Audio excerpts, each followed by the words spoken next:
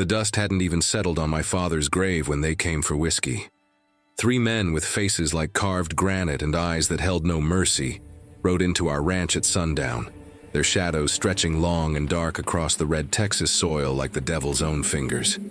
I was standing by the barn, still wearing my mourning clothes, still tasting the bitterness of burial whiskey on my tongue, when I heard Whiskey scream. Not a regular horse sound. No, sir. This was something primal, something that spoke of betrayal and fury. That midnight black stallion with the white blaze down his face had been my father's last gift to me before the consumption took him, and those men knew exactly what they were stealing. They weren't just taking horseflesh, they were ripping out my soul. The leader called himself Dutch Granger, though I'd later learn that wasn't his Christian name at all. He sat tall in his saddle, a Winchester repeater resting casual across his thighs, and smiled at me with teeth that had gone yellow from years of chewing tobacco. "Your daddy owed a considerable debt," he said, his voice smooth as snake oil. "We're just collecting what's rightfully ours." I told him my father never owed nobody nothing. He was an honest rancher who broke his back working this land for 30 years. Dutch just laughed, that cold sound that makes your spine turn to ice water, and said debts come in many forms. Then he nodded to his men, and they had Whiskey's reins before I could reach for the Henry rifle propped against the fence post. I made a move for that rifle anyway. Got about 3 steps before I heard the hammer click back on Dutch's Winchester. "I wouldn't," he said, and something in his voice told me he'd put a bullet through my chest without losing a second of sleep.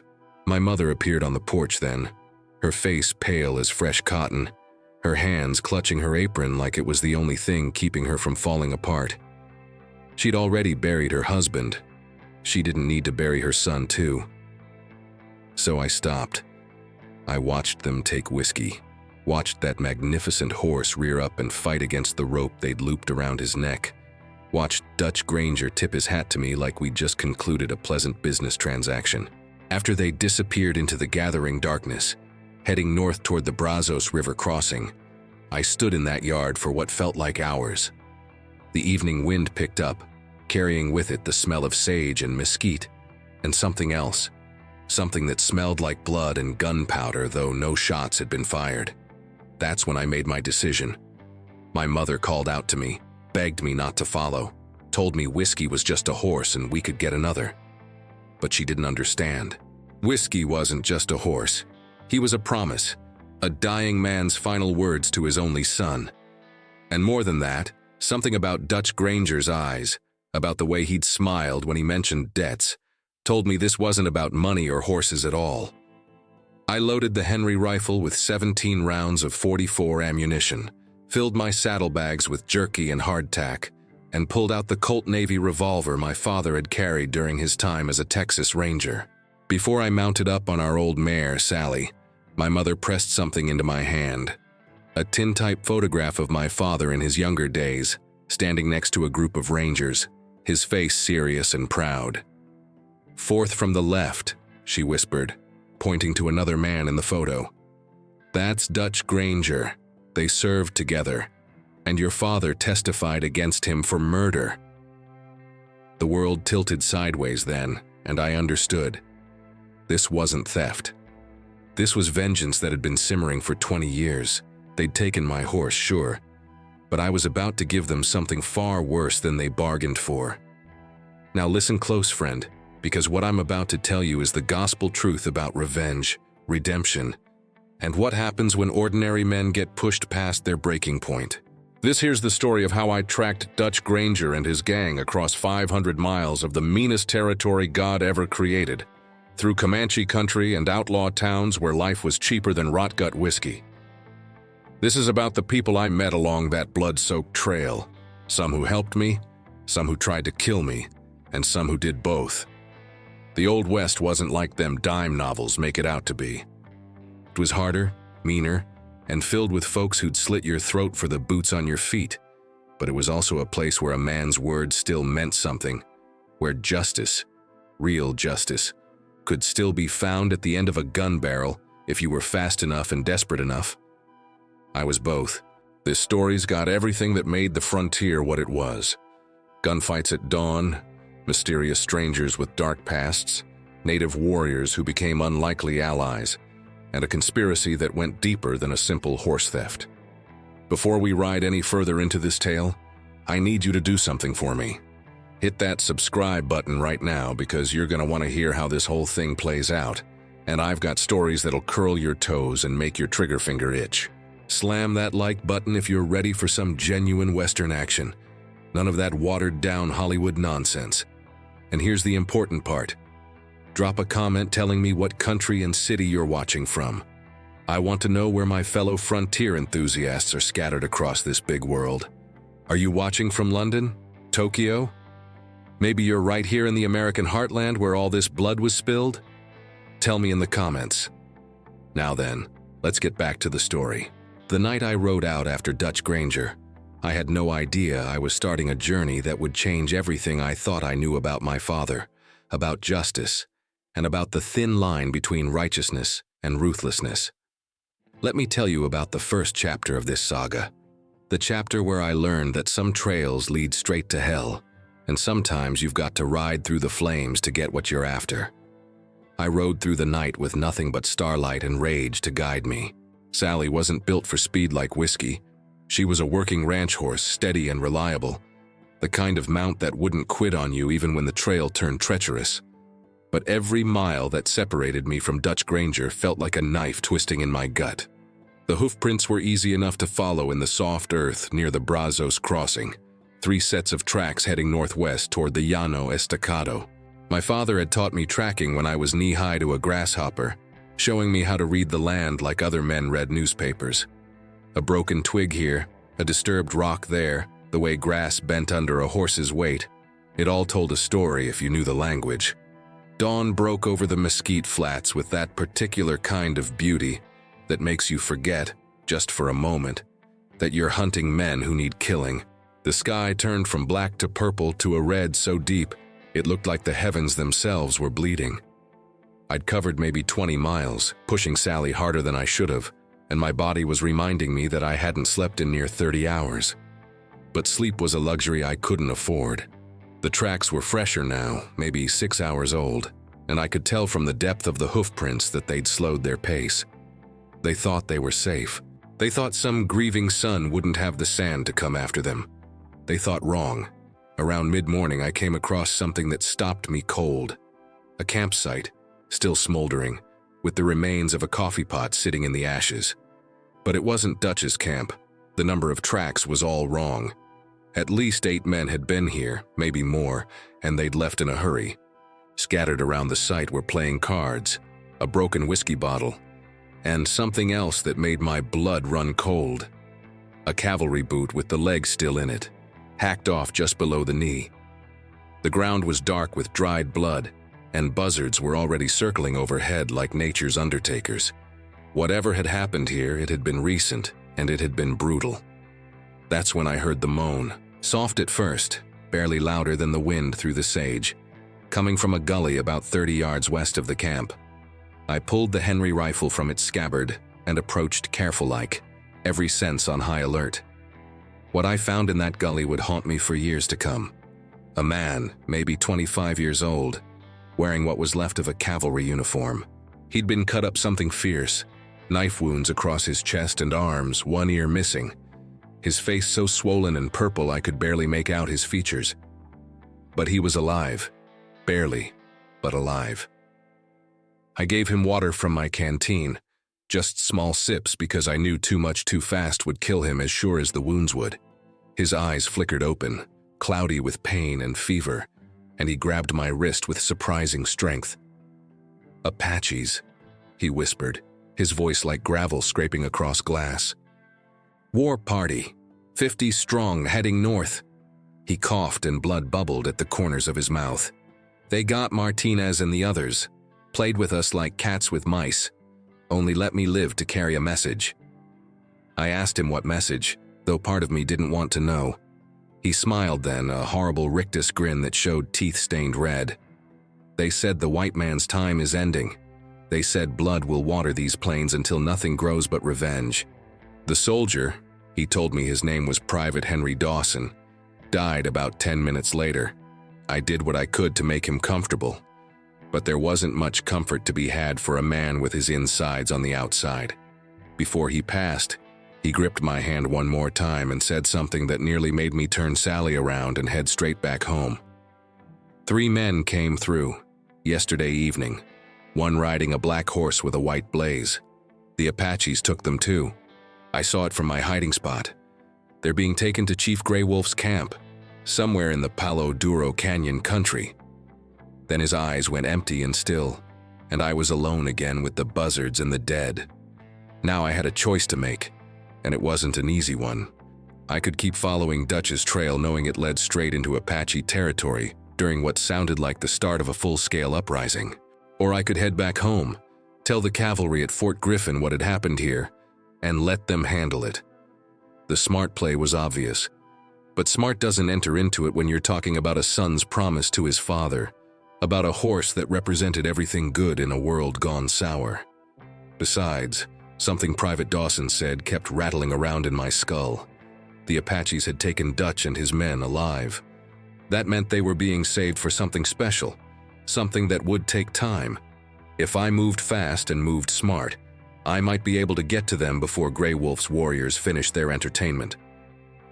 I spent an hour burying Private Dawson and his companions as best I could, piling rocks over the shallow graves to keep the coyotes and buzzards from their work.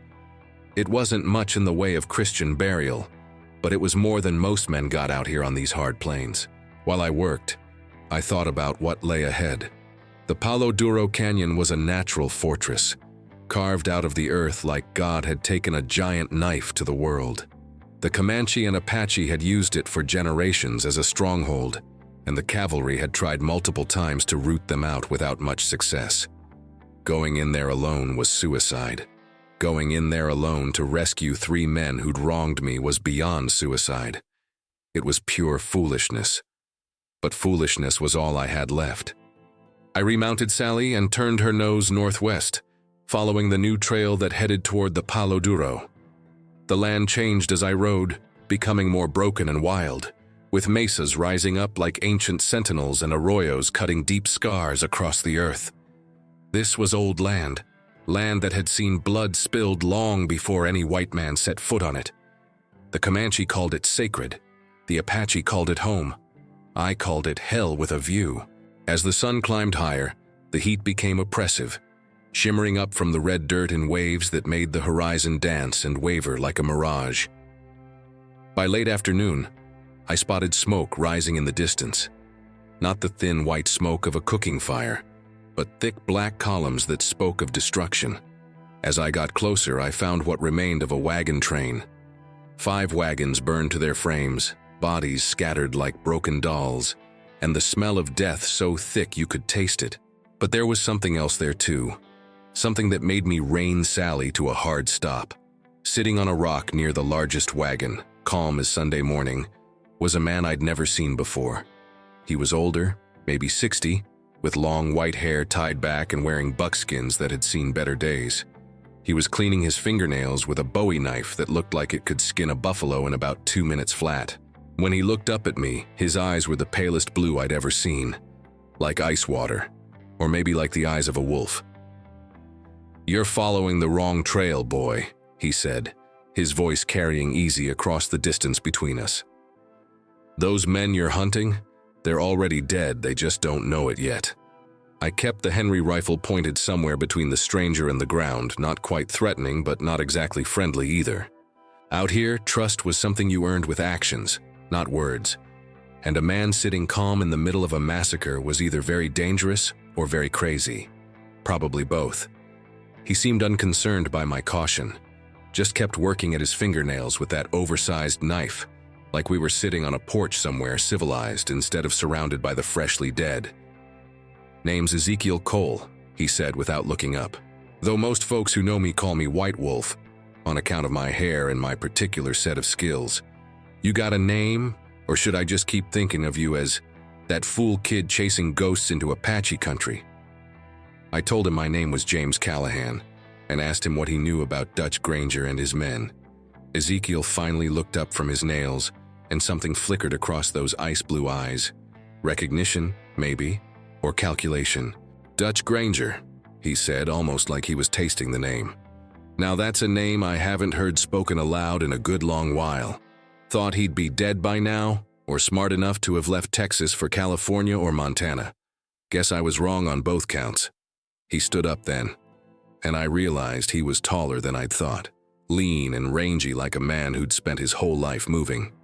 "Your father was Thomas Callahan, Texas Ranger. Testified against Dutch 20 years back for the murder of a Comanchero trader and his family. The fact that this stranger knew my father's name and history should have worried me more than it did, but I was too tired and too angry to care much about the niceties of frontier paranoia. I asked him how he knew all this. Ezekiel walked over to one of the burned wagons and kicked at a piece of charred wood, watching it crumble to ash. "Because I was there the night that Comanchero and his family died. I was riding with Dutch back then, young and stupid and thinking outlawry was some kind of grand adventure. Your father tracked us for 3 weeks, finally cornered us at a line shack near the Pecos. Dutch killed the Comanchero over a card game, shot him in the back while the man's wife and kids watched. Then he killed them too because dead witnesses don't talk." My finger tightened on the Henry's trigger, but Ezekiel held up a hand. "Before you get any ideas about adding me to this pile of corpses, you should know I testified alongside your father. Turned state's evidence. That's why Dutch only got 10 years in Huntsville instead of a rope. That's also why he spent the last 2 decades thinking about all the ways he'd like to see me suffer before I die." He pointed north with his knife. "This wagon train? These people were friends of mine. Settlers heading to New Mexico territory. Good folks trying to make a new start.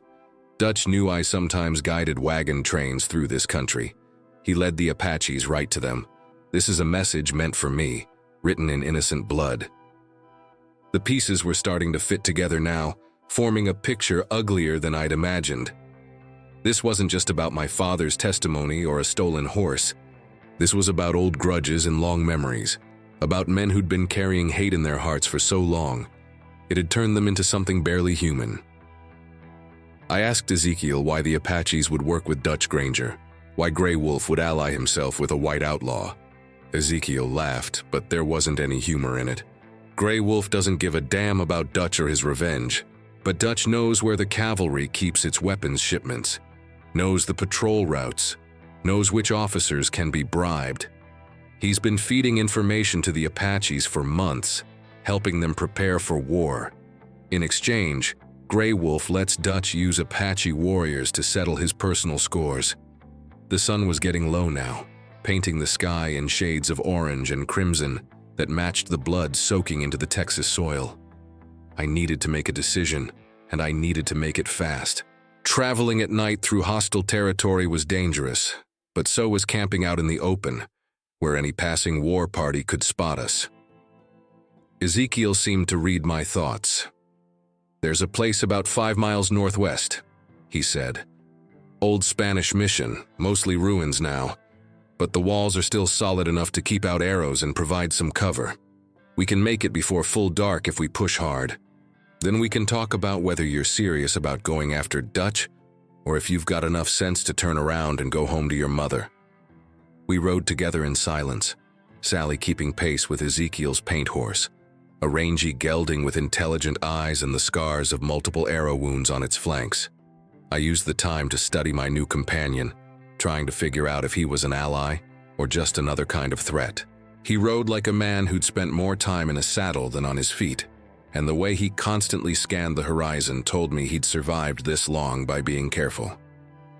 When we finally reached the mission ruins, the last light was fading from the sky. The old stone walls rose up like broken teeth, and inside the courtyard, mesquite and prickly pear had reclaimed what the Spanish fathers had tried to civilize 200 years ago. We made a cold camp, no fire to attract attention, and ate jerky and hardtack while the stars came out overhead. Ezekiel broke the silence first. "Your horse, Whiskey. He's got bloodlines going back to the Andalusian stallions the Spanish brought over. Your father won him in a card game from a rancher down near Laredo. But that rancher had stolen him from a Lipan Apache chief who'd stolen him from a Mexican Don. That horse is worth more than most men make in 5 years of hard work. Dutch didn't take him because your father owed a debt. He took him because he knew exactly how much it would hurt you, and because a horse like that is currency in the world he's moved into. I asked the question that had been burning in my mind since we'd started riding together. Why was Ezekiel helping me? What did he get out of risking his life to chase down Dutch Granger into the heart of Apache territory? He was quiet for a long moment, and when he finally spoke, his voice had changed, gotten softer, more distant, like he was talking to ghosts. Because 20 years ago, your father saved my life. After I testified, Dutch's gang came looking for me. Your father hid me on his ranch for 3 months until things cooled down. He didn't have to do that. Most lawmen would have considered their job done once the testimony was given. But Thomas Callahan was different. He believed in protecting witnesses, believed that doing the right thing shouldn't be a death sentence. As we settled in for the night, taking turns on watch, Ezekiel told me the real reason we needed to move fast. Grey Wolf wasn't just planning to torture Dutch and his men. He was planning to use them in a ceremony that happened only once every generation. In 3 days, when the moon was full, the Apache would conduct what they called the Ritual of Blood Debts, where enemies of the tribe were sacrificed to ensure victory in the coming war. Dutch had made promises to Grey Wolf about weapons and information, but he'd failed to deliver on half of them. Now Grey Wolf was going to make an example that would be talked about around Apache campfires for the next 100 years. If we're going to get your horse and stop Dutch from spilling everything he knows about cavalry movements, Ezekiel said, we've got 3 days to get into the Palo Duro, find Grey Wolf's camp, and get out again. I've seen men try easier tasks and end up decorating Apache lances. We rode out before dawn, when the world was still painted in shades of gray and purple, and the morning star hung low on the horizon like a promise or a threat. The land changed as we pushed northwest, becoming more rugged and unforgiving with every mile. Mesas rose up around us like the walls of some ancient cathedral built by gods who'd long since abandoned this harsh country. Ezekiel rode with the ease of a man who knew every rock and arroyo, every hidden spring and dangerous crossing. He'd been ranging through this territory for 40 years, he told me, first as an outlaw, then as a scout for the cavalry, and finally as a guide for settlers brave enough or foolish enough to try making a life out here where the Comanche and Apache still held sway. Around mid-morning, we came across signs that made Ezekiel pull up short and dismount. He knelt in the dust, running his fingers over tracks so faint I could barely see them. Kiowa, he said, his voice barely above a whisper. Scout party, maybe 6 warriors passed through here about an hour ago heading east. They're ranging ahead of something bigger, probably the war party Grey Wolf is putting together. He stood and scanned the horizon with those ice-blue eyes that seemed to see things ordinary men missed. We're going to have to leave the horses soon. There's a trail that leads down into the Palo Duro, but it's too narrow and treacherous for mounts. We'll have to cache our saddles and supplies here and go in on foot. The thought of leaving Sally behind twisted my gut almost as much as losing Whiskey had. That old mare had carried me faithfully through the worst terrain Texas could throw at us, and abandoning her felt like betrayal. But Ezekiel was right. The trail he pointed out was barely wider than a man's shoulders, winding down the canyon wall like a snake with a death wish. We found a box canyon about a mile off our route, hidden behind a tumble of boulders that would keep the horses safe from predators and war parties alike. I stripped Sally's saddle and gear, left her with enough water and grass to last several days, and whispered a promise that I'd be back.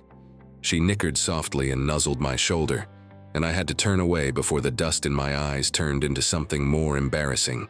The descent into the Palo Duro Canyon was like climbing down into another world. The walls rose up on either side, striped in reds and oranges and purples that looked like God had tried his hand at painting and decided the results were too beautiful for heaven. The air grew cooler as we descended, and I could hear water somewhere below us. The prairie dog town fork of the Red River that cut through the canyon floor like a silver ribbon. Ezekiel moved with the confidence of a man who'd made this trip before, but even he was cautious, stopping frequently to listen and scan the canyon walls above us. One Apache with a rifle could pin us on this trail and pick us off at leisure, and we both knew it. We reached the canyon floor just as the sun hit its zenith, turning the world into a furnace of heat and light.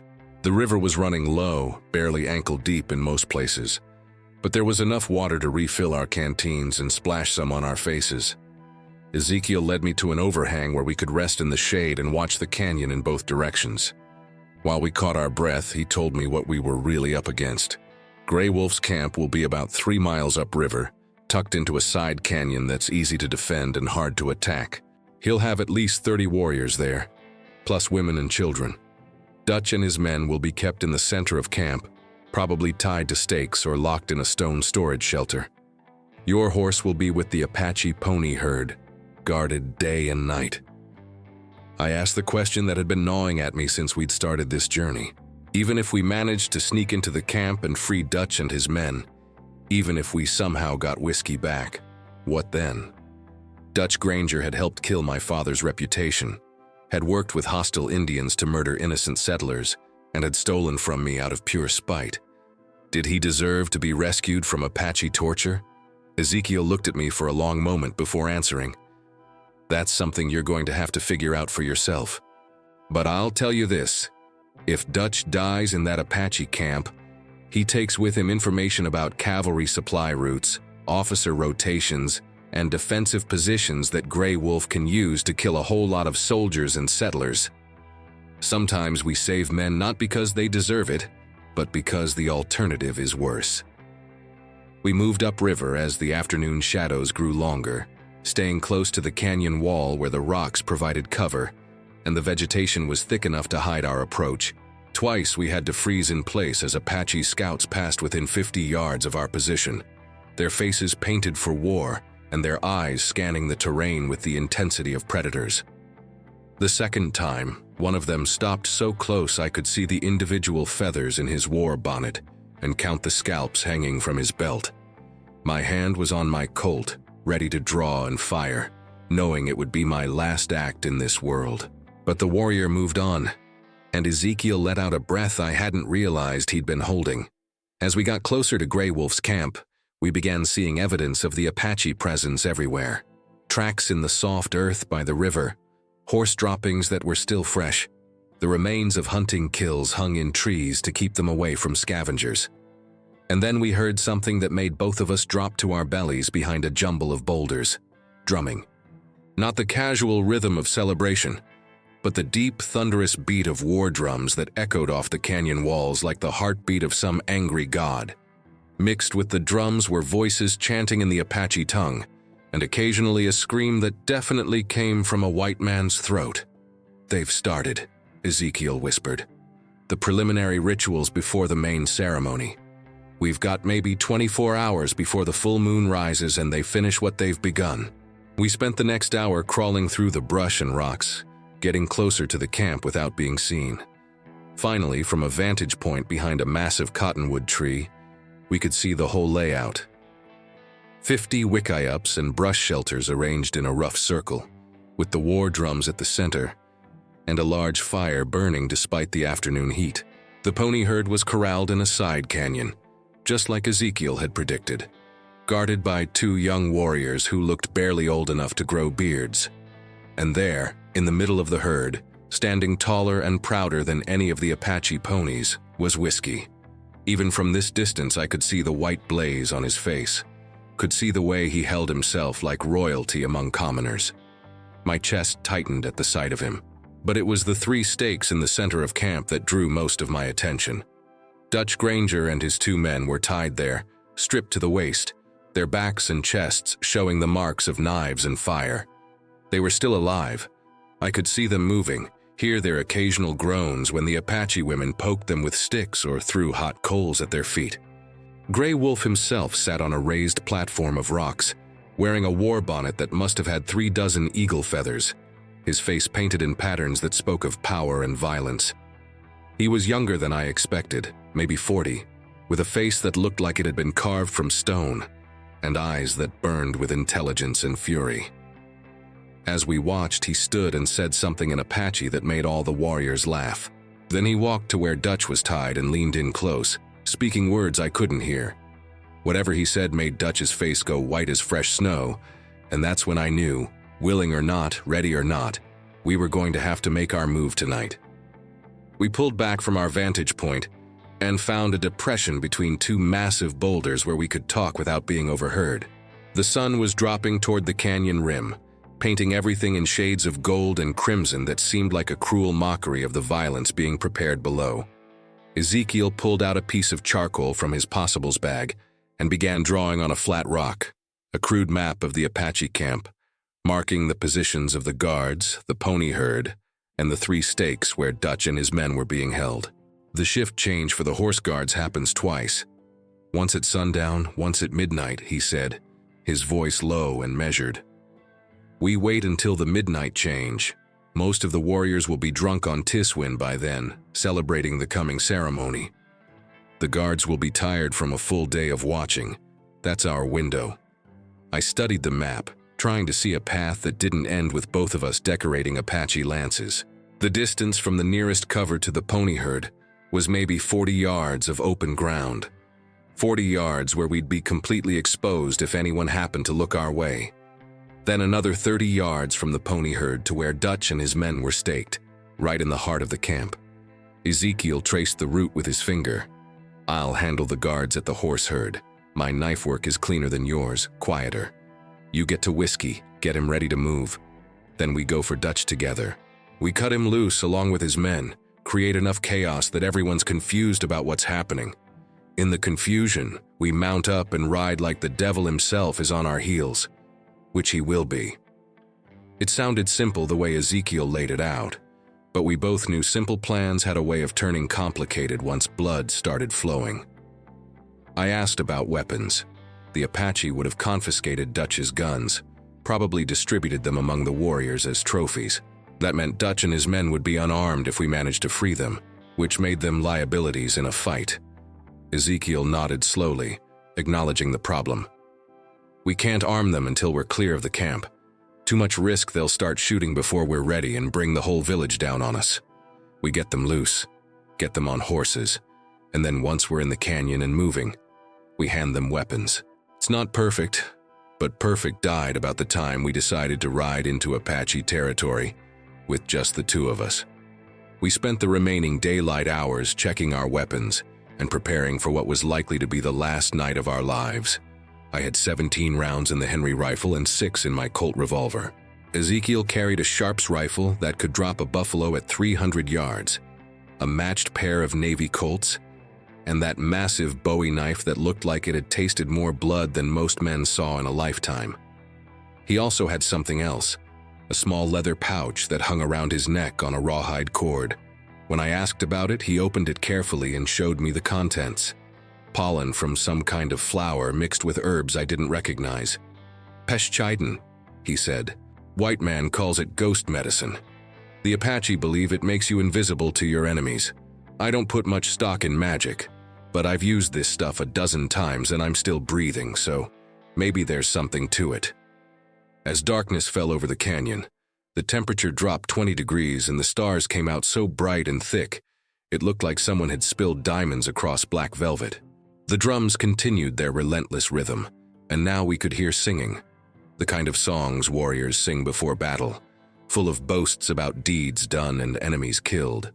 Occasionally, a gunshot would crack through the night as someone celebrated by firing into the air, and each time it made me flinch. We ate the last of our jerky and hardtack, drank sparingly from our canteens, and then settled in to wait. Ezekiel closed his eyes and seemed to fall asleep sitting up, but I noticed his hand never left the grip of his knife. I couldn't sleep if my life depended on it, which it probably did, so I just sat there and thought about my father. Thomas Callahan had been a hard man, the way frontier lawmen had to be hard to survive. But he'd also been fair, never shot a man who didn't need shooting, and always gave his prisoners a chance to surrender before he started pulling triggers. He'd taught me to read and write, to handle horses and cattle, to shoot straight and think straighter. The last conversation we'd had, 3 days before the consumption finally took him, he'd gripped my hand with what little strength remained and made me promise something. "Don't let hate poison your heart," he'd said, his voice barely a whisper. "I've seen what happens to men who let anger become their whole world. They turn into something worse than the outlaws they're chasing. I'd promised him then. But sitting here in the darkness, preparing to raid an Apache camp to save a man who'd wronged my family, I wasn't sure I was keeping that promise. Around 11 o'clock, the drumming finally stopped. The sudden silence was almost worse than the noise had been, broken only by the crackling of fires and the occasional burst of drunken laughter. Through the darkness, we could see the camp settling down for the night. Warriors staggered to their wickiups, women banked the fires, children were herded to bed. But there was still activity around the 3 stakes where Dutch and his men were tied. A group of Apache women were doing something to them.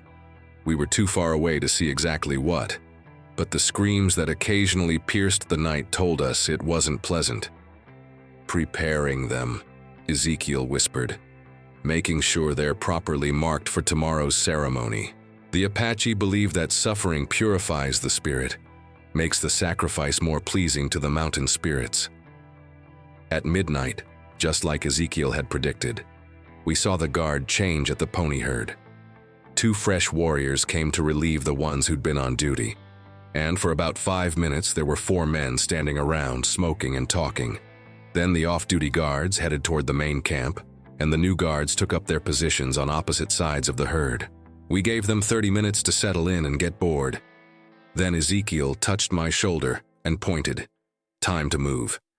We'd rubbed ourselves with mud and charcoal to darken our skin and clothes, and now Ezekiel opened his medicine pouch and blew some of the pollen toward the 4 directions, whispering words in Apache that I didn't understand. Then we were moving, low and fast, using every bit of cover the land provided. The first guard never knew what hit him. Ezekiel came out of the darkness like smoke given form, one hand clamping over the warrior's mouth, while the other drove that massive Bowie knife up under his ribcage and into his heart. The Apache's eyes went wide, then empty, and Ezekiel lowered him silently to the ground. I was already moving toward the second guard, my own knife drawn, my heart hammering so hard I thought surely everyone in the canyon could hear it. This guard was younger, maybe 17, and he turned at the last second and saw me coming.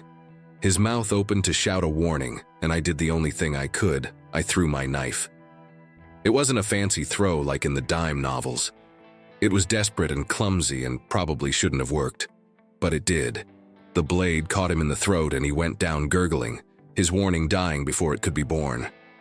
The horses stirred nervously at the smell of fresh blood, but they didn't panic. Apache ponies were trained for war and used to death. I moved through the herd searching for whiskey and found him at the far end, still standing proud despite 3 days of captivity.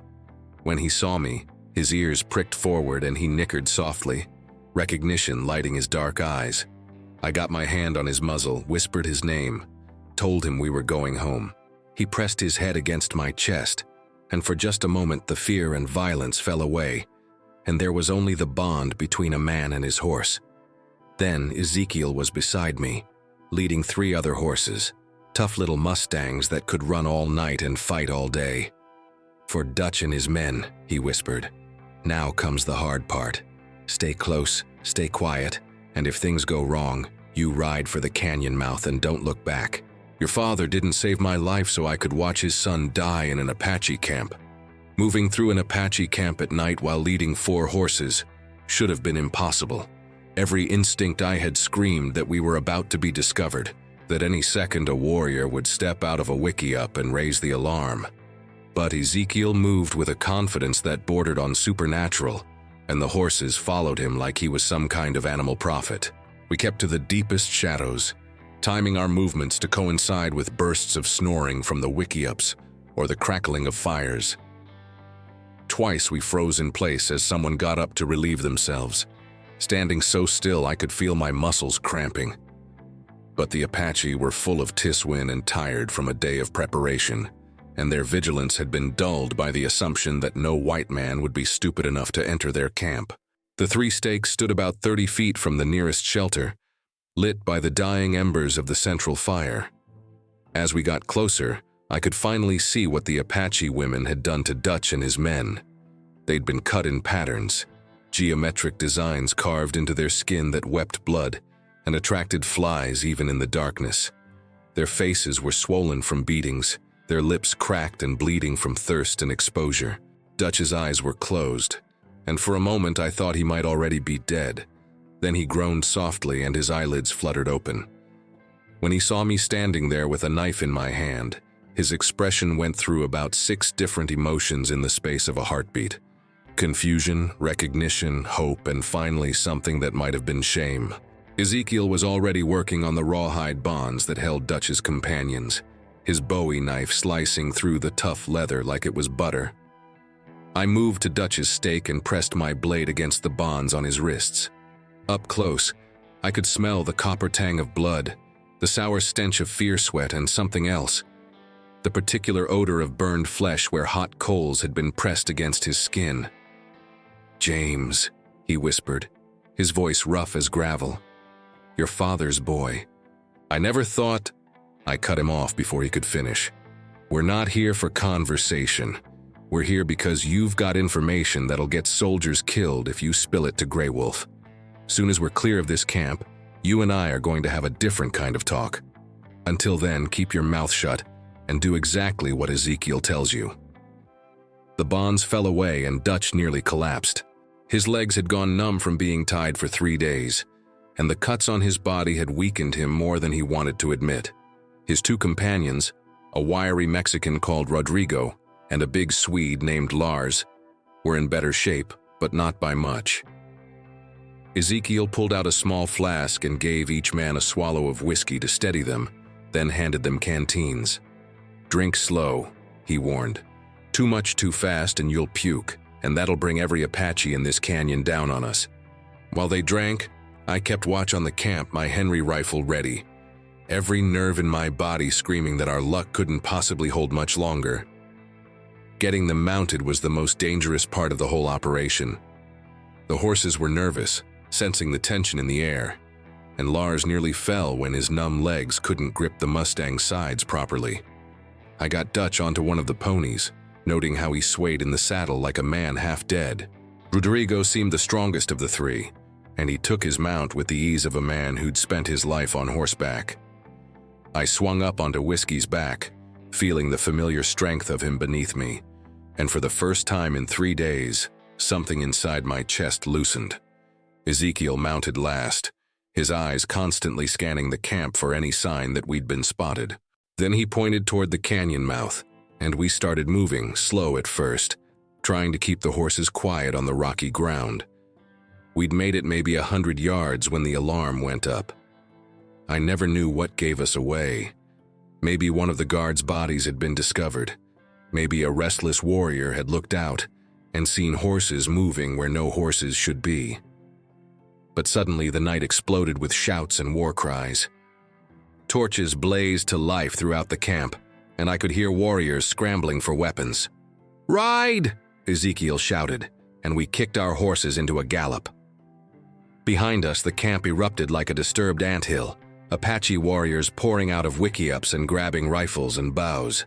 The first shots cracked through the darkness, muzzle flashes strobing like lightning, and I heard a bullet whine past my ear close enough to feel the air displacement. The canyon floor became a nightmare of darkness and noise and death. We rode flat out, the horses' hooves striking sparks off the rocks, following the river by instinct and moonlight more than sight. More shots rang out behind us, and I heard Lars cry out, "Hit," but not badly enough to fall from his horse. Rodrigo was returning fire with a pistol he must have grabbed from somewhere, his shots wild but serving their purpose of making the Apache keep their heads down. Dutch just clung to his horse's mane, looking like he might pass out any second. I brought up the rear, turning in the saddle every few seconds to send rifle rounds back toward the pursuing warriors. I wasn't aiming to kill, just trying to slow them down, buy us precious seconds. We reached the narrow trail that led up and out of the canyon, and that's where things got truly desperate. The horses balked at the steep incline, and we had to dismount and lead them, scrambling up the treacherous path while Apache warriors closed the distance behind us. Ezekiel went first, his Sharps rifle booming like thunder every time he stopped to provide covering fire.